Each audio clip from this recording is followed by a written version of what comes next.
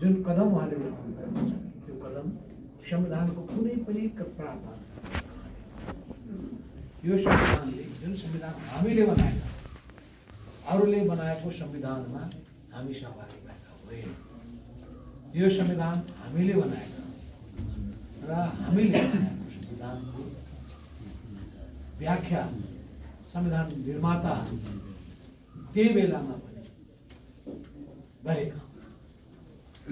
संविधान निर्माताहरूको धारणा के हो, संविधानको प्रावधानको व्याख्या के हो, यी सबै कुराहरूलाई राम्ररी बुझ्नु जरुरी छ। अहिले पनि उहाँ काम चलाउमा झरिसक्नुभएका प्रधानमन्त्रीको पदमा आसीन हुनुभएका केपी ओलीले संविधानको प्रावधानको उल्लेखै नगरिकन राष्ट्रपति कहाँ प्रतिसभा विघटन गर्ने सिफारिस गरेको कुरा बाहिर आएको छ। यसबाट के देखिन्छ भने संविधानको प्रावधानमा टिक्ने उहाँमा हिम्मत भएन। पछि टालटुल गरेर राष्ट्रपतिबाट विज्ञप्ति जारी गर्दाखेरि संविधानको दुईटा धाराको उल्लेख गरियो। एउटा धारा 85, अर्को धारा 76। 85 मा त अरू केही लेखेका छैन। यस संविधान अन्तर्गत अन्यथा बाहेक प्रतिसभाको कार्यकाल 5 वर्षको हुनेछ। यो संविधानमा लेखेको विशेष अवस्था बाहेक संविधानमा लेखेको भनेपछि संविधानको धारामा टेक्नु पर्ने हुन्छ। र संविधानको धारा 76 मा के लेखेको छ भने कि यसको उपधारा 1 मा लेखिएको के छ भने कि कुनै दलले बहुमत प्राप्त गर्यो भने त्यो दलको नेता प्रधानमन्त्री हुनेछ। अरू कसैले समर्थन गर्यो भने बहुमत हुन सकेन, अरूको समर्थनबाट बन्ने हो भने 2 वा 2 भन्दा बढी दलहरूको समर्थनबाट बहुमत प्राप्त गरेको प्रधानमन्त्री पदमा आसीन हुनेछ। यो अवस्था पनि भएन भने 2 वा 2 भन्दा बढी दलहरूको पनि समर्थनमा सरकार बन्न सकेन भने सबैभन्दा ठुलो दलको नेता प्रधानमन्त्री आसीन हुनेछ। यो पनि बन्न सकेन भने त्यस्तो अवस्थामा कुनै पनि एउटा सदस्य जसलाई प्रतिसभाका अधिकांश बहुमत सदस्यले समर्थन गर्छन् भने त्यो व्यक्ति प्रधानमन्त्री हुन सक्नेछ र उसले 1 महिनाभित्र विश्वास उसले विश्वासको मत लिन सकेन भने प्रतिसभा भङ्ग हुन्छ। वा प्रधानमन्त्रीको बारेमा सहमति नै हुन सकेन भने प्रतिसभा भङ्ग हुन्छ। तर बहुमत प्राप्त गरेको प्रधानमन्त्रीले विघटन गर्न पाउने कुनै पनि व्यवस्था यो संविधानमा छैन। त्यसो हुनाले यो गैर संवैधानिक कदम हो। यो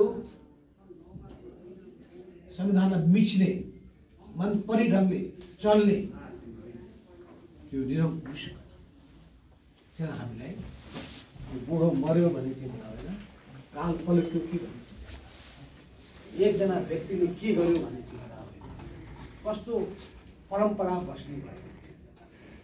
भोलि कुनै पनि संघीय प्रधानमन्त्रीहरू संसदमा आलोचना हुने बित्तिकै, पार्टीमा विवाद हुने बित्तिकै त्यसले फेरि यस्तै भङ्ग गर्ने परम्परा बसेको छ।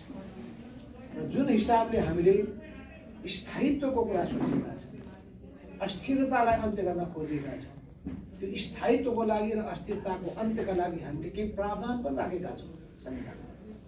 त्यो राखेको प्रावधान कुनै पनि प्रधानमन्त्री चयन भइसकेपछि 2 वर्षभित्र कसैले पनि अविश्वासको प्रस्ताव दर्ता गर्न पाउने छैन। सुनिश्चित के गरेको हो भने 2 वर्षसम्म कमसेकम स्थायित्व त रहला। त्यसपछि अर्को व्यवस्था के गरियो भने त्यसपछि पनि अविश्वासको प्रस्ताव राख्नु पर्दाखेरि हप्ता दिनमा, महिना दिनमा राख्लान् भनेर 1 वर्षमा 1 पटक भन्दा बढी अविश्वासको प्रस्ताव राख्न पाइने छैन। यसको अर्थ के हो भने स्थायित्वको निम्ति कति धेरै संविधान सभाका सदस्यहरू गम्भीर थिए भन्ने कुरा बताउँछ। र त्यसै कुराको व्याख्या गर्दै त्यस बेलाका संविधान सभाका अध्यक्ष सुभाष चन्द्र नेमाङले, त्यतिखेरका संविधान सभाका सदस्य अहिलेका महाधिवक्ता अग्नि खरेलले र त्यतिखेर संविधान सभामै बसेका अहिलेका प्रधानमन्त्री केपी ओलीले बोलेका कुराहरू भाइरल भएको छ भिडियोमा। त्यहाँ सुन्नु भएको छ कि प्रधानमन्त्रीलाई स्वेच्छाचारी ढङ्गले प्रतिनिधि सभा विघटन गर्ने अधिकार खोसिएको छ, यो दिइएको छ। त्यसो हुनाले पछि गएर राष्ट्रपतिबाट जारी भएको सूचनामा के लेखिएको छ भने कि धारा 85, 76 को 7 र त्यसपछि अन्तर्राष्ट्रिय अभ्यास भने अन्तर्राष्ट्रिय अभ्यासको कुरा गर्ने हो भने अभ्यासको कुरा किन लेखियो? जब हाम्रो देशको संविधानमा नभएको हुनाले र अभ्यासको कुरा भनेर। अभ्यास त अनेक थरीका अभ्यास छन्। अभ्यासको खोज्दै जाँदाखेरि कहाँ यही दक्षिण एसियामा हेर्ने हो भने श्रीलङ्कामा केही ढङ्गले त्यहाँ विघटन गर्दाखेरि सर्वोच्च अदालतले उल्टाइ विघटन गर्न पाइँदैन भनेपछि त्यो विघटनलाई रद्द गर्ने। त्यसपछि दोस्रो संसदीय व्यवस्थाको जननी भनेको ब्रिटेनमा, जो ब्रिटेनमा त्यहाँका प्रधानमन्त्रीले पटक पटक विघटन गर्न थाल्ने अवस्था भएपछि 5 वर्षसम्म प्रधानमन्त्रीको चयनै हुन सकेन भने बेग्लै कुरा हो, चुन्नै सकेन। जब हामी कहाँ पनि 8 महिनासम्म चुन्न सकेन, म प्रधानमन्त्री हुँदाखेरि सकेन, कसैमा सहमति नै नहुने त्यस्तो अवस्था आउँछ। मारामार हुन्छ, ऊ प्रधानमन्त्रीले ऊ चाहने भन्नुहुन्छ। अनि तपाईँले देख्नु होला कतिपय देशहरूमा एउटाले ल्याएको छ 200 सिट, अर्कोले ल्याएको छ 200 सिट, एउटाले ल्याएको छ 1 सिट। कहिले 1 सिट ल्याएको मान्छे मुख्यमन्त्री भइदिएको हुन्छ, किनभने त्यो 1 जनता गयो उसैको सरकार बन्ने भनेपछि त्यस्तो स्थिति पनि हुने गर्दछ। तर कहिलेकाहीँ सहमति नै हुँदैन, कसैमा पनि सहमति नभएपछि चुनावमा जाने भयो। यस्तो प्रष्ट व्यवस्था हुँदा हुँदै पनि जुन ढङ्गले यो कदम चालिएको छ त्यसले एउटा प्रश्न खडा गरेको छ कि कतै केपी ओलीले धेरै ठाउँहरूमा पावरको दुरुपयोग त गरेका छैन, सत्ताको दुरुपयोग त गरेका छैन। अहिले केपी ओलीको हातमा केही समय पहिले 2टा सत्ता थियो, एउटा पार्टी सत्ता, अर्को राज्य सत्ता। पार्टी सत्तामा उनी कमजोर भएर गए, कमजोर भएपछि पार्टीको सत्ताबाट कमजोर हुँदाखेरि पार्टी नै उनले सिद्ध्याउन तम्से। अब राज्य सत्तामा पनि उनी कमजोर हुन थालिसकेपछि राज्य सत्ताको आधार संसद, संसदमा उनको बहुमत गुमिगएको हुनाले त्यसलाई पनि भङ्ग गर्छ। धुन्धुकारीले के गर्छ भने घरमा झगडा भने घरमै आगो लगाइदिन्छ, परिवारसँग झगडा भने परिवार सबैलाई एउटै खुकुरीले जम्मैलाई सिधाइदिन्छ। त यो धुन्धुकारीहरूको चरित्र, विध्वंसकारीहरूको चरित्र। सृजना गर्ने मान्छेहरू आफू बलिदान भएर पनि सिस्टमलाई बचाउँछ, आफू बलिदान भएर पनि पार्टीलाई जोगाउँछ, आफू बलिदान भएर भए पनि आन्दोलनलाई जोगाउँछ। र हामी पार्टी र आन्दोलनको निम्ति, समाज परिवर्तनको निम्ति सामेल भएका यो अभियान। तर केपी ओली आफ्नो निम्ति सबै थोक डुबाउन सिद्ध्याउन तयार छ। त्यसो हुनाले तपाईँले कतिपय कुरा सुन्ने गर्नुहुन्छ। पार्टीको बैठकमा उनले भनेछन्, पार्टीको सँगको भेटघाटमा प्रचण्ड कमरेडलाई पनि अरूलाई पनि, तपाईँ यो कुर्सी मेरो कुर्सी ताक्दै हुनुहुन्छ, यो कुर्सी नै भाँचिदिन्छु। र उनले भने पनि यो कुर्सी ताक्ने प्रचण्ड उनलाई हुँदैन, कुर्सी ताक्ने माधव नेपाल उनलाई हुँदैन। त्यसो हुनाले वामदेव गौतमलाई प्रधानमन्त्री जस्तो कि उहाँको निजी पेवा भए जस्तो कि उहाँले गोजीबाट निकालेर प्रधानमन्त्री बनाउन पाए जस्तो त्यस पाइन्छ। त्यसमा त कमिटीको बहुमतले पो निर्णय गर्नु। उहाँ बाँडी हिँड्ने मान्छे, पद बाँडी हिँड्ने मान्छे, उहाँ कतिसम्मको अधिनायकवादी क्षेत्रको मान्छे हो भने उहाँको विज्ञप्ति तपाईँले पढ्नु भएको होला। म पार्टीको अध्यक्ष भएको नाताले मैले 441 जनाको केन्द्रीय कमिटीलाई थपेर 556 बनाएको छु कि हाम्रो पार्टीको विधानमा त्यो व्यवस्था छ। उहाँलाई विधान सिद्धान्तसँग कुनै मतलब छैन, उहाँलाई कानुनसँग कुनै मतलब छैन, किन उहाँ विधिको शासन नै मान्नु, उहाँ व्यक्तिको अधीनमा सबै हुनुपर्छ भन्ने मान्यता राख्नुहुन्छ। त्यस हुनाले उहाँमा व्यक्तिवादी चरित्र छ। हाम्रो लडाईँ केपी ओलीको व्यक्तिवादको, हाम्रो लडाईँ केपीको गुटबन्दीका विरुद्धमा छ। हाम्रो लडाईँ गुटबन्दीपूर्ण क्रियाकलापका विरुद्ध, हाम्रो लडाईँ पार्टी सिस्टमको पक्षमा छ, पार्टीको सिस्टमलाई भत्काउने कुराको विरुद्धमा छ। त्यस हुनाले हामी पार्टीको नियमित बैठक बस्नुपर्छ भन्छौँ, पार्टीमा सबै विषयमा छलफल हुनुपर्छ भन्छौँ, छलफल बहस विवादबाट एउटा निष्कर्षमा पुग्नु पर्दछ भनेर भन्छौँ। हामी पार्टीमा सबैको कुराहरू सुन्नु पर्दछ भन्ने पक्षमा हुन्छौँ। जनताका गुनासाहरू के छन्, भनाइहरू के छन्, आलोचनाहरू के छन्, जनताको विरोध आक्रोश के छ, हामी त्यो सुन्न चाहन्छौँ। केपी ओली विरोध आक्रोश गर्ने मान्छेलाई पत्ता साफ गर्न चाहन्छ। आफ्नो विरोधीहरूलाई पकाउने मिलाउने समेट्ने होइन, कुरा सुन्ने होइन, उहाँमा सुन्ने धैर्यता छैन, संयमता छैन, उहाँमा विनम्रता छैन। मान्छे जति माथिल्लो ओहदामा जान्छ उसमा त्यति नै विनम्रता हुन्छ। जति धेरै माथिल्लो पदमा जान्छ अभिभावकले भूमिका लिनुपर्दछ, अरूलाई अघि बढ्नलाई अवसर दिनुपर्दछ, अर्को कुरा सुन्नु पर्दछ, माया गर्नु पर्दछ।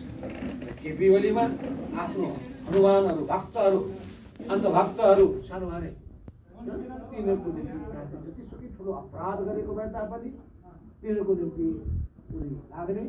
तर अरू व्यक्तिहरू जो इमानदार छन्, असल छन्, स्वाभिमानी छन्, क्रियाशील छन्, समर्पित छन्, आफ्नो पेशामा, आफ्नो कार्यमा, आफ्नो व्यवहार, आफ्नो आन्दोलनमा यस्ता उनलाई मतलब छैन।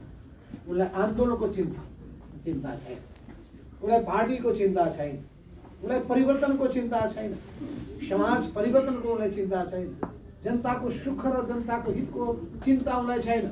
उनलाई आफ्नो आफ्नो आफ्नो चिन्ता बाहेक उनलाई अरू केही पनि चिन्ता छैन। यस्तो खालको व्यक्ति हामीले यो पार्टीको अध्यक्षको रूपमा पायौँ। तपाईँहरूमध्ये जो पूर्व एमालेसँग जोडिनु भएको उहाँलाई थाहा होला, उनले त पूर्व एमालेका आफूसँग सहमत नभएका हुर्मतसम्म लिए। अहिले भर्खरै कुरा हुँदै थियो कि कसरी उनले कर्णाली प्रदेशमा मान्छेहरूलाई पत्ता साफ गर्न पुगे। अस्ति म पुगेका थिएँ गण्डक प्रदेशमा कसरी असहमत भएकालाई एकजनालाई पनि प्रतिनिधि सभाको चुनावमा टिकटै दिएन, एकजना पनि। किनभने माधव नेपालको नजिक भएको मान्छे, माधव नेपालको छाया पर्यो कि केपीको सूत्र भइआयो। यस्तो खालको प्रवृत्ति, त्यो प्रवृत्तिको मान्छेले आन्दोलनको नेता हुने दावा गर्न सक्दैन, परिवर्तनको अभियन्ता हुन सक्दैन। र यो कदमले सिङ्गो देशलाई नै निकै ठुलो सङ्कटमा पुर्याएको छ। सारा देश नै त्यसको निम्ति आज आन्दोलित रहेको छ। सबै समुदायहरू, सिर्फ हाम्रो पार्टीभित्रका हामीहरू मात्र होइन, नेपाली कङ्ग्रेस सङ्घर्षको मैदानमा उत्रेको छ, जनता समाजवादी पार्टी सङ्घर्षको मैदानमा उत्रेको छ। असंवैधानिक कदम भनेर त्यत्रो ठुलो भाषण गरेर उपेन्द्र यादवको तपाईँले कार्यपत्र सुन्नुभएको होला, बहुत कडा छ। दमन ढुङ्गा सोचे भनेका छन् यस्ता प्रधानमन्त्रीलाई घिसारेर सडकमा ल्याउनु पर्छ भन्नुहुन्छ। ढुङ्गा पूर्व प्रधान न्यायाधीशहरू कल्याण श्रेष्ठदेखि लिएर 101 पूर्व प्रधान न्यायाधीशहरूले खुलेआम सार्वजनिकमा वक्तव्य जारी गरेका छन्। सूर्यनाथ उपाध्याय जस्तो नागरिक समाजका अभियन्ताहरू उनीहरूले देशप्रतिको चिन्ता राख्दै यो संविधानलाई कुल्चिन थाल्यो। सुरुमै संविधान बनेको पनि अझै 5 वर्ष पनि भएको छ, जबकि अरू देशको संविधानहरू 100 वर्ष, 150 वर्ष, 200 वर्षदेखि लगातार संविधानको पालना भइरहेको छ। समयअनुसार त्यसमा संशोधन, परिमार्जन भइरहेको छ। तर यहाँ संविधानको प्रावधानलाई नै कुल्चेर, धारालाई नै कुल्चेर, त्यसलाई पुरै मरोड गरेर, मनपरी व्याख्या गरेर चल्ने प्रवृत्ति केपी ओलीले देखाउनु भएको छ। यसले हाम्रो संविधानको पक्षमा, संविधानवादको पक्षमा, लोकतन्त्रको पक्षमा, लोकतन्त्रको मूल्य र मान्यताको पक्षमा, लोकतान्त्रिक मूल्य र संस्कारको पक्षमा भएका हामीहरू जुलमुराएर उठ्नुपर्ने भएको छ। हो त्यसको निम्ति आन्दोलनको आदि धेरै सृष्टि गर्नुपर्छ। त्यसरी हामीले 46 सालको आन्दोलन पञ्चायती तानाशाहीका विरुद्धमा चलाएका थियौँ। जसरी हामीले 62-63 को जनक्रान्तिको ज्वाला हामीले देशव्यापी रूपमा बालेका थियौँ। त्यो बेलाको सत्तामा बसेको ज्ञानेन्द्रको शासनलाई चुनौती दिएका थियौँ। ज्ञानेन्द्रको शासनलाई हालेर गणतन्त्रको आह्वान गरेका थियौँ। जुन गणतन्त्रको आह्वानमा त्यतिखेर नेकपा एमाले, सात वामपन्थी पार्टीहरू, पूर्व नेकपा माओवादी, नेपाली कांग्रेस र देशमा रहेका सबै पार्टीहरू एकताबद्ध भएर अगाडि बढे। गणतन्त्रको जुझो पक्षमा थिए, उनीहरूलाई गणतन्त्रको माया छ। जसले गणतन्त्र ल्याए उनीहरूलाई गणतन्त्र आफ्नो ठान्दछ। त्यही आमा बाबुको सन्तानलाई आमा बाबुहरूको चिन्ता हुन्छ, आफ्नो सन्तानको चिन्ता, आफूले जन्माएको सन्तान। त्यसै गरी हामीले ल्याएको गणतन्त्रको चिन्ता गणतन्त्रको पक्षमा भएका हामीलाई हुन्छ।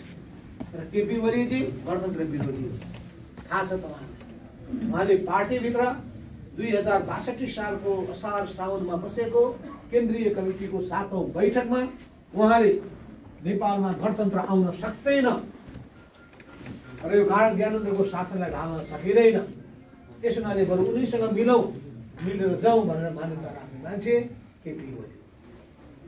जो बहुमतले कुरा उठाइसकेपछि उनले म यसमा विरोध गर्छु, मेरो सहमति छैन, म फरक मत राख्छु भनेर यसको विरोधमा फरक मत राख्ने मान्छे केपी ओली। तर उनले अहिले पनि गणतन्त्र, उनी संघीयताका विरोधी हो। संघीयताप्रतिको उनलाई कुनै अपनत्व बोध पनि छैन। उनलाई लोकतन्त्र उनले जप्ने कुरा मात्रै थिए, जनताको बहुदलीय जनवादको न जप्ने कुरा मात्रै हो। जनताको बहुदलीय जनवादसँग उनको कुनै साइनो पनि छैन। किन जनताको बहुदलीय जनवादको मूल तत्त्व के हो भने लोकतन्त्र र लोकतान्त्रिक चरित्र, लोकतान्त्रिकरण। यो जनताको बहुदलीय जनवादको जेसुकै व्याख्या गरे पनि यसको एउटै मूल निष्कर्ष हो लोकतान्त्रिकरण। लोकतान्त्रिकरण भनेको बहुमतको कुरालाई मान्नु, बहुमतको शासनलाई मान्नु, विधिको शासनलाई स्वीकार गर्नु, जनताको अभिमतलाई स्वीकार गर्नु, पार्टी सदस्यहरूको निर्णयलाई स्वीकार गर्नु। त्यसो हुनाले पार्टी के बनाइयो? पार्टी भनेको जनतामा आधारित कार्यकर्ताहरूको पार्टी बनायो। र कार्यकर्ता र नेताहरू कहाँ छन् भन्दाखेरि अहिले पार्टीभित्र 441 को केन्द्रीय कमिटी जब पार्टी एकता भयो, पार्टी बनाइयो। अब दुईटै पार्टी सिद्धिसक्यो, अब दुईटै पार्टीको विघटन भइसक्यो। अब पुरानो पार्टी बिउ दिन सक्दैन। होइन भने त मनमोहन समूहसँग एकता गरेको पार्टी फेरि बिउताउँ भन्दै हुँदैन, बिउतिँदैन त्यो। अब दुईटै पूर्व पार्टीहरू विघटन भइसके, अब नयाँ पार्टी बनिसक्यो। त्यो पार्टीको नाम नेपाल कम्युनिस्ट पार्टी नेकपा भएको छ। त्यसमा पूर्व एमालेको पनि अर्थ छैन, पूर्व माओवादीको पनि अर्थ छैन। र पूर्व एमाले र पूर्व माओवादीको अर्थ त्यस कारण मात्रै रहेको हुन्छ जुन तहको कमिटी या जुन सङ्गठनलाई एकताबद्ध बनाउन सकेका छैनौँ, त्यो ठाउँको एकताको कामलाई सम्पन्न गर्नका लागि अरू ठाउँमा यो लागु हुँदैन। र सङ्गठनको एकताको काम सबै सिधाइसकेपछि यो पूर्व भन्ने चिज समाप्त हुन्छ। सबैको अब रेकर्ड मागिन्छ। अब र रेकर्डको आधारमा व्यक्तिहरूको इतिहासको केलाइनेछ, उसको योगदानको, उसको भूमिकाको, उसको वरिष्ठताको, यी सबै कुराहरूको मूल्याङ्कन गरिनेछ। पाएको जिम्मेवारी कसरी पुरा गरेको छ, पुरा गर्न सकेको छ, कतिको गतिशील हुन सकेको छ, कतिको विश्वास जित्न सकेको छ, त्यसको आधारमा मूल्याङ्कनको विधि स्थापित गरिन्छ। कम्युनिस्ट पार्टी नै सबभन्दा वैज्ञानिक विधि कार्यशैली अपनाउने पार्टीको रूपमा संसारभरि प्रसिद्ध रहेको छ। किनभने उसँग कोही ऊ विचारले चल्दछ, ऊ दृष्टिकोण राख्दछ, विश्लेषणात्मक दृष्टिकोण हुने गर्दछ। ऊ सबै कुराहरूको विश्लेषण गर्दछ। विश्लेषण गर्नलाई सबै तथ्यहरू एक ठाउँमा जम्मा गर्दछ र तथ्यको आधारमा सत्यमा पुग्नु पर्दछ। हावाको भरमा, हाहाको भरमा, भनेको भरमा, त्यतिकै सुनेको भरमा ऊ निष्कर्षमा पुग्दैन। त्यो सत्य र तथ्यको जगमा उभिएर अगाडि बढ्दछ र उसको एउटै उद्देश्य हुन्छ मानिसलाई रूपान्तरण गर्ने, समाजलाई रूपान्तरण गर्ने, देशलाई रूपान्तरण गर्ने, दुनियाँलाई रूपान्तरण गर्ने। यही उद्देश्यका साथ नै हामी कम्युनिस्ट आन्दोलन त्यसो हुनाले कमरेडहरू, तपाईँहरू खेलकुद क्षेत्रबाट अगाडि बढ्नुभएका 101 व्यक्तित्वहरू हुनुहुन्छ र त्यहाँ पनि तपाईँहरू खेलकुदको नियम भनिन्छ। राजनीतिमा पनि थाहा छ, खेलको नियम लागू हुन्छ भनिन्छ। राजनीतिमा पनि खेलको नियम लागू हुन्छ। त्यो खेलको नियम जो जित्यो र जसको त्यो यो बेलामा त अधिकार दिएको हुन्छ रेफ्रीलाई, तर यहाँ अलि त फरक के छ, यहाँ रेफ्रीलाई दिइँदैन, यहाँ कमिटीलाई दिइन्छ। तपाईँहरूको यहाँ अलिक फरक एउटा कुरा छ, त्यहाँ रेफ्रीलाई दिन्छ, त्यहाँ पनि दिन सकिन्छ। कमिटीले तय गरेर कुनैलाई रेफ्री बनायो भने उनीहरूले मान्नुपर्छ, पार्टीभित्र पनि विश्वासका साथ दिन्छ। यो मान्छेले निष्पक्ष गर्छ भने दिइन्छ, गर्दैन भने 2 जनाले त्यहाँ तोकिदिन्छ, 3 जनालाई तोकिदिएको हुन्छ, यो सानो कमिटीलाई तोकिदिएको हुन्छ। यो सबै स्थिति भएको हुनाले केपी ओली जेले नियममा विश्वास गर्ने हुन्, उनी खेलको नियममा विश्वास गर्ने होइन। उनले जे भन्यो त्यही कानुन हुनुपर्दछ। यो जे मैले भने कानुन भने ठान्ने कसले ठान्छ थाहा छ? यो अधिनायकवादी शासकहरूको। आई एम द स्टेट, मै हुँ राज्य भने ठान्ने, आई एम द पार्टी, मै हुँ पार्टी भन्ने ठान्नेहरू र आफूलाई पार्टीभन्दा माथि रहेको रूपमा व्याख्या गर्नेहरू। हामी भन्छौँ कोही पनि व्यक्ति पार्टीभन्दा माथि हुन सक्दैन, कोही पनि व्यक्ति कमिटीभन्दा माथि हुन सक्दैन, कोही पनि व्यक्ति संविधानभन्दा माथि हुन सक्दैन, कोही पनि व्यक्ति पार्टीको विधानभन्दा माथि हुन सक्दैन। अब त्यो हो भने विधानमा के लेखेको छ? विधानमा लेखेको छ, विधानको धारामा के लेखेको छ भने धारा 60 मा के लेखेको छ भने बहुमतको निर्णय पार्टीको निर्णय।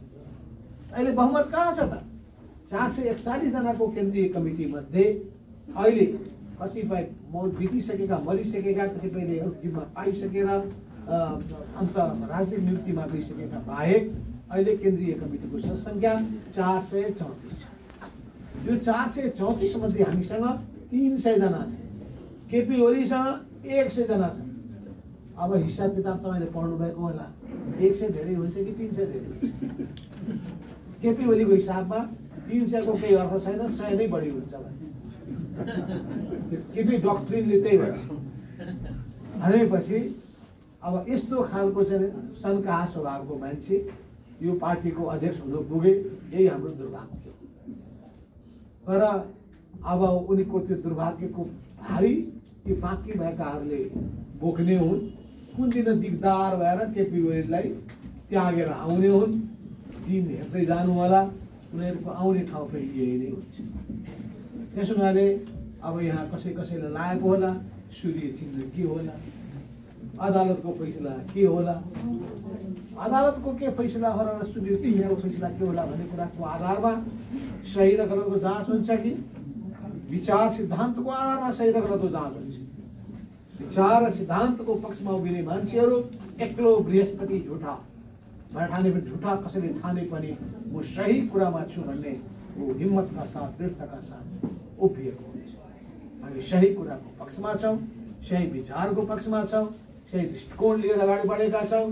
हाम्रो हिम्मत बुलन्द छ, हाम्रो हामीसँग आँट छ, साहस छ, सङ्कल्प छ र विजय प्राप्त हुन्छ भन्ने विश्वास पनि छ। त्यही विश्वासका साथ तपाईँहरू अगाडि बढ्नुहोस्। र यसको निम्ति अहिले जरुरी के छ भने कसरी केपी ओलीले भने बमोजिम अरू सबै तर्सिएर जाने स्थितिले रोक्ने कसरी, त्यो रोक्नलाई के गर्नुपर्छ? जनता सही कुराको पक्षमा छन् भनेर सडकमा जब तपाईँ आन्दोलनको ज्वार भाटा सृष्टि गर्नुहुन्छ, जनमत कता छ त्यहाँबाट गर्नुहुन्छ। त्यो जनमत कहाँ छ भन्नका लागि तपाईँ हामी कति खट्छौँ र मान्छेलाई सडकमा कति उतार्छौँ र त्यसको निम्ति अहिले तत्काल 9 गते हुने यो सभा र्याली, यो र्यालीलाई सबभन्दा जुझारु बनाउनु पर्छ, मिलिटेन्ट बनाउनु पर्छ, विशाल बनाउनु पर्छ, नारा घन्काउनु पर्छ, काठमाडौँलाई गुन्जायमान गर्नुपर्छ। किन देशको राजधानी काठमाडौँ, यसको सन्देश सिङ्गै देशमा र विदेशमा पनि जान्छ। त्यस हुनाले एउटा चुनौतीको दिन आयो 9 गतेपछि फेरि हामी सोचौँला, किनभने एकचोटि गरेर पुग्दैन। यसको निम्ति टोलबाट हामीले वडाबाट गाउँ नगरबाट पनि आन्दोलनलाई सञ्चालन गरिरहनुपर्छ। त्यसको निम्ति पनि लागिरहनु पर्दछ। अहिले तत्कालको निम्ति हामीले लाग्नुपर्ने जुट्नुपर्ने भनेको यो 9 गतेको तयारी। यस अर्थमा तपाईँहरूले गर्नुपर्ने कुरा के हुनेछ भने कि तपाईँहरूले मान्छे जुटाउनु पर्ने कुराको साथसाथै स्वयंसेवाको पनि भूमिका खेल्नु पर्दछ। आन्दोलनको नारा घन्काउनुको साथसाथै नारा लगाउने र नारालाई साथ दिने काम गर्ने गर्छ। त्यसको निम्ति अरूसँग समन्वय गरेर युवा, विद्यार्थी, महिला, जनवर्गीय सङ्गठन, पार्टी कमिटी, पार्टीको व्यवस्थापन गर्ने यो सबैसँग समन्वय गरेर अनुशासित, व्यवस्थित र जुझारु, अनुशासित पनि होस्, व्यवस्थित पनि होस् र जुझारु पनि होस्।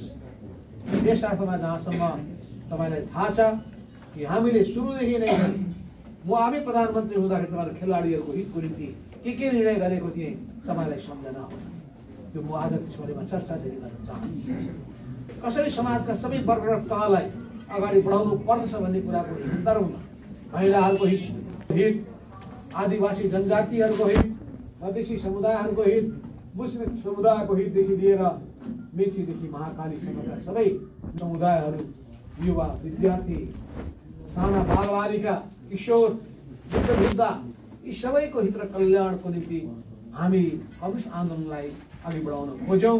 समाजवादको दृष्टिलाई प्रश्न रूपमा सोचेर समाजवाद उन्मुख जनताको जनवाद भनेर त्यसलाई हामीले राजनीतिक कार्यदिशा तय गऱ्यौँ। समाजवाद हाम्रो लक्ष्य हो। सामाजिक न्यायको सँगसँगै समृद्धिलाई जोड्न सक्ने हाम्रो सोच हो र त्यसको निम्ति पनि के चाहिन्छ भने जनताको विश्वास प्राप्त गर्नका लागि के चाहिन्छ भने जनताको दुःखमा साथ, जनताको सुखमा रहने, जनताको दुःखमा साथ हो। त्यस्तो चरित्र बोकेका कार्यकर्ताहरूको काम प्रत्येक क्षेत्रमा राम्रो गर्ने, राम्रो गरेर आफ्नो सशक्त उपस्थितिलाई देखाउन सक्ने, त्यसको निम्ति फेरि चाहिन्छ इमानदारी, लगनशीलता। त्यो लगनशीलता भयो भने, साधनामा लीन हुन सक्यो भने सफल पक्कै हुन्छ। तपाईँहरूलाई थाहा छ कहिले सफलता कहिले असफलता हुन्छ, तर जो लगातार जुटिरहेको हुन्छ, आफ्नो क्षेत्रमा इमान्दार भएर लागेको हुन्छ,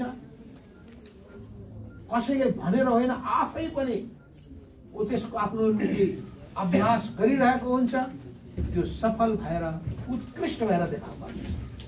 त्यसो गरी यो आन्दोलनको मैदानमा हामीले अगर पङ्क्तिमा उभिनु पर्यो, अरू पार्टीलाई पनि अघि बढ्नलाई प्रेरित गर्नु पर्यो, सबै नागरिक समाजलाई पनि ल्याउनु पर्यो, टोलबाट, ठाउँबाट, जिल्लाबाट जति धेरै मानिसलाई उतार्न सकिन्छ, घरबाट बाहिर सहरमा ल्याउने, सडकमा ल्याउने काममा जुट्नुहोस्। यो खेलकुद महासङ्घलाई व्यवस्थित रूपमा सञ्चालन गर्नुहोस्। देशभरिका युवाहरूलाई, खेलाडीहरूलाई, सबै व्यक्तिहरूलाई, आफ्नो वरिपरि स्कुलमा पढिरहेका, कलेजमा पढिरहेका या खेत कारखानामा काम गरिरहेका, खेतमा काम गरिरहेका मजदुर, किसान, युवा, विद्यार्थी, यी जम्मैहरूलाई तपाईँले किन खेल एउटा हाम्रो जीवनको अभिन्न, किनभने शरीरको निम्ति आवश्यक पर्ने सबभन्दा महत्त्वपूर्ण कुरा स्वास्थ्य हो र स्वास्थ्यको निम्ति आवश्यक कुरा खेलकुद नै हो। र खेलकुद र व्यायामले नै मान्छेलाई स्वस्थ बनाउँछ र स्वस्थ मानिससँग पनि मान्छेसँग नै स्वस्थ मस्तिष्क पनि हुन्छ। स्वस्थ मस्तिष्क भएको मान्छेले नै अनि ज्ञान हासिल गर्न सक्दछ, पढ्न सक्दछ। पढाइ र खेल दुईटै सँगसँगै जोडिएका र पढाइ र खेल र आफ्नो आफ्नो कर्तव्यको राम्ररी पालना, आफ्नो आफ्नो पेसा व्यवसायमा सिद्धहस्तता, त्यसमा प्राप्त गर्ने सफलताले नै तपाईँ समाजमा स्थापित हुनुहुन्छ र सबै क्षेत्रमा स्थापित भएर अगाडि बढ्न सक्नुहुन्छ। यस अर्थमा तपाईँहरूले अहिले यो जुन अखिल नेपाल खेलकुद महासङ्घको तर्फबाट आयोजना गरिएको यो भेला, यो बैठकमा तपाईँहरूले फेरि पनि तपाईँहरूको उत्तरोत्तर प्रगतिको कामना गर्न चाहन्छु। र यो आन्दोलनमा अहिलेको निम्ति यो आन्दोलनमा समग्रतामा यो पार्टीलाई जोगाउने अभियानमा भ्रममा परेका मान्छेले भ्रमबाट मुक्त गर्ने कुरामा अहिले केपी ओली गुट, केपी ओलीको पार्टी होइन, यो भद्र भण्डारी फाउन्डेसन गुट हो। त्यो फाउन्डेसन गुट नाम चेन्ज गर्ने हो भने ओली गुट भनिदिए पनि भयो। फाउन्डेसन गुट हो कि ओली गुट हो, ओली फाउन्डेसन गुट दुईटैको जोड दिए पनि त्यो बाहेक कम्युनिस्ट पार्टी होइन। त्यो कमाउनिस्ट पार्टी हो। त्यो कमाउनिस्ट, कमाऊ खाओ लुट सबै ठाउँमा धुन्धकारी काम गर भन्ने बाहेक त्यो कुनै एउटा सिद्धान्तनिष्ठ आदर्शप्रति प्रतिबद्ध त्यो कुनै सङ्गठन होइन। त्यस हिसाबले त्यसको निम्ति अगाडि बढ्नुपर्छ। र मैले भने कि उनीहरूले फैलाइएका भ्रमहरू के छन्, ती भ्रमहरू तपाईँहरूको मनमा के छन्, जवाब दिनलाई गाह्रो परेको के छ, त्यो सबै यहाँ नोट गरेर बताउनु भयो भने अनि त्यसको जवाब पनि मैले भन्ने गरेका छु। हामी वक्ताले पहिले चिट दिइहाल्नुहोस्। के चिट दिनुहोस् भन्दाखेरि हामीले कुरा गर्दाखेरि हाम्रो खेलाडीको बिचमा यो यो यो गुनासो, यो भ्रम छ, प्रश्न छ, जिज्ञासा छ। मैले अघि यहाँ बिहान महिलाहरूको टोली आउनुभएको थियो। हिजो महिलाहरूको ठुलो विशाल राम्रो उपस्थित थियो, त्यति हामीले ठानेका थिएनौँ। अनि उहाँले भन्नुभयो, मैले भने तपाईँले पहिले हामीलाई दिनुपर्छ महिलाहरूको मनोविज्ञान के छ, मेसिदी महाकालीसम्मका खेलाडीहरूको मनोविज्ञान के छ, तपाईँहरूभित्र भ्रम पैदा गरिएका कुराहरू के छन्।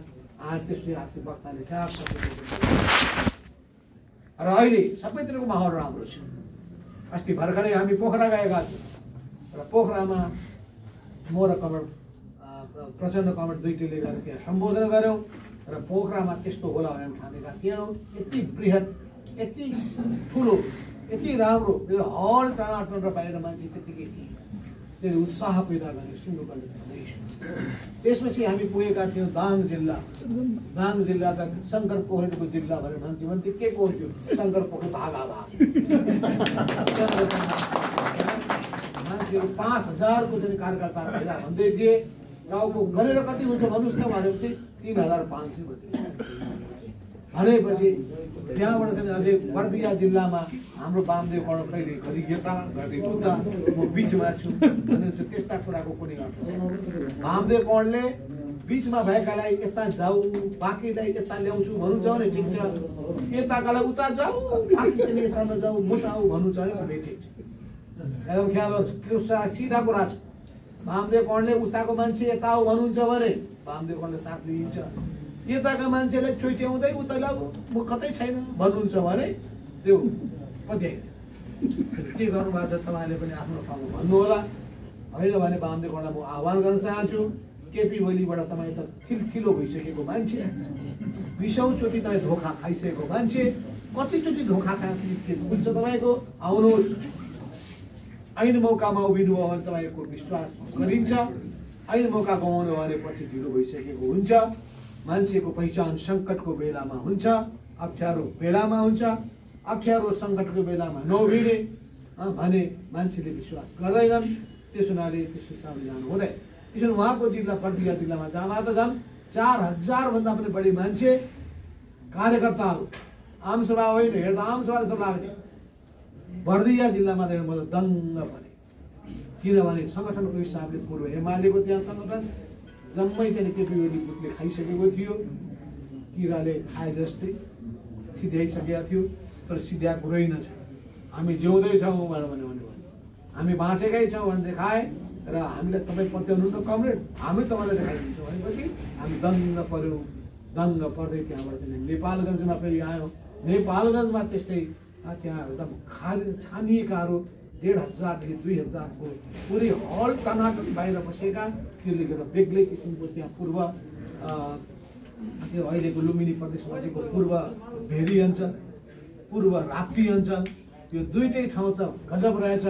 पूर्व लुम्बिनी अञ्चल बाँकी छ, लुम्बिनी प्रदेशभित्रको पूर्व लुम्बिनी अञ्चल तपाईँहरू जो लुम्बिनी अञ्चलसँग जोडिनु भएको छ, यसको जुन जुन भागसँग जोडिनु भएको छ, त्यहाँ पनि तपाईँले चिनेका जानेका भनेर कुरा खाने आफन्त नातेदार यी सबैलाई तपाईँहरूले पनि गरेर एकदम पुरै यही मूल पार्टीको पक्षमा उभिनलाई भन्नुपर्छ।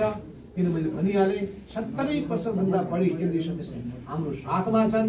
अनि संसदभित्र रहेको 173 जना टोटल हाम्रो सदस्य छन्। 173 मध्ये 93 जना हाम्रो पक्षमा छ भनेपछि त्यहाँ पनि बहुमत हाम्रो पक्षमा छ, संसदमा पनि बहुमत हाम्रो पक्षमा छ।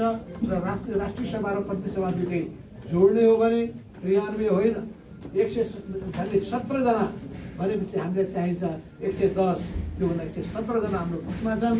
केपी ओलीले मान्छेलाई किन्दै फकाउँदै अहिले त डमरू बजाउँदै केन्द्रीय सदस्य दिँदै भइरहेछ। ठाउँ ठाउँमा बालुवाटारको बाटो जाऊ भने फेरि समातेर केन्द्रीय सदस्यको टिकट दिनु बेर छैन। त्यो धर्मको त्यो केन्द्रीय सदस्य भनेको केही पनि होइन। अहिले त मलाई भन्दै थिए कि बझाङ जिल्लामा 23 जना केन्द्रीय कमिटीको सदस्य, 23 जना। अब त गली गलीमा बझाङको दिमाग फेला पार्ने के गर्छ? 23 वटा युनिट त्यहाँ छैन भनेपछि अब सिङ्गोको सङ्ख्या रात उहाँलाई मुठ चल्यो। 441लाई मैले बनाइदिएँ भने त के बनाउनु? 556 भएछ।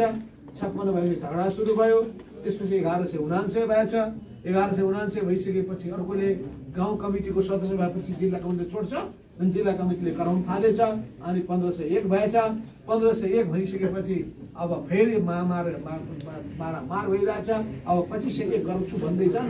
2501ले पुग्नु भने 5 जना भनेपछि जसले भन्यो सब सदस्य। त्यो भनेको बेइज्जत हो।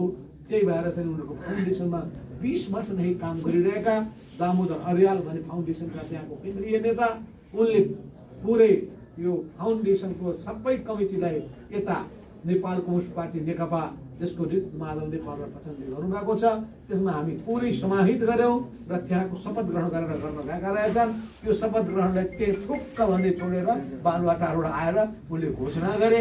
यस्ता घोषणा गर्नेहरूको सङ्ख्या 100-150 पुगिसकेको छ। अरू बाँकी पनि कुन दिन छोडेर हिँड्ने हुन्, किनभने केही चाहियो। जो बेरुवा भन्दियो भाइ तपाईँ केन्द्रीय सदस्य केही चाहिएन, बैठक बस्नु परेन, केही लेख्नु परेन, दिदियो केन्द्रीय सदस्य। अनि तपाईँ मन्त्री, ठिक छ।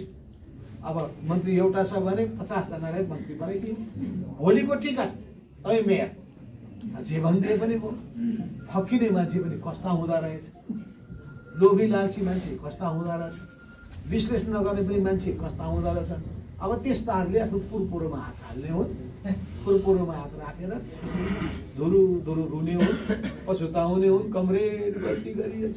यो मूल पार्टी भनेको त अहिले के प्रचार गरिरहेको छ कि प्रचण्डको माधव नेपाल विलिन र प्रचण्डको कार्यकर्ता माधव नेपाल। प्रचण्डसँग त पूर्व माओवादीको सबै धार छँदैछ। अनि पूर्व एमाले भन्छ त पूर्व एमाले खोज्ने हो भने खाँटी एमालेको केपी ओली कि माधव नेपाल? खाँटी एमालेको केपी ओली झापाबाट भागेका मान्छे थाहा छ? अहिले राधाकृष्णलाई बोलाउने भने उहाँले भाषण ठोकिदिन्छ। मुकुन्द नेपाललाई बोलाएर भने उहाँले 2 घण्टा भाषण ठोक्नुहुन्छ भनेपछि अनि उहाँ कहाँ हुनुहुन्थ्यो? कोअर्डिनेसन केन्द्र बन्दाखेरि कहाँ हुनुहुन्थ्यो? उहाँ नेकपा माले बन्दाखेरि केपी ओली कहाँ हुनुहुन्थ्यो? नेकपा एमाले बनेको बेलामा केपी ओलीको के थियो हैसियत बुझ्नुहोस् त। अनि एमाले नै रोज्नु छ भने केपीको पछि लाग्ने, जो केपी ओली रामबहादुर थापा बादलमा विलिन भइरहेका छन्। रामबहादुर थापामा विलिन हुने केपी ओली महान हुने रे। अनि प्रचण्ड र माधव नेपाल जो सँगसँगै 40 वर्षदेखि काम गर्दै आएका, पञ्चायत विरोधी सङ्घर्षमा सँगसँगै यही काठमाडौँमा भूमिगत रूपमा काम गर्दै आएका, शान्ति प्रक्रियामा सँगसँगै त्यो बेलामा सारा भूमिका खेल्ने म, गणतन्त्र विरोधी आन्दोलनमा म र प्रचण्ड कुम मिलाएर लाग्यो हामी नभएर। अनि केपी ओली गणतन्त्र विरोधी, शान्ति प्रक्रिया विरोधी, सुरुदेखि चाहिँ खालि प्रतिगमनका पक्षपोषक, त्यही पृष्ठभूमिबाट आएका मान्छे अहिले प्रतिगमनको कदम चालेका छन्। यो प्रतिगमनको विरुद्धमा हामी तपाईँ उठ्नुपर्छ, अगाडि बढ्नुहोस्, जित हाम्रो निश्चित छ। यही आह्वान गर्दै म आफ्नो भनाइ टुङ्ग्याउँछु।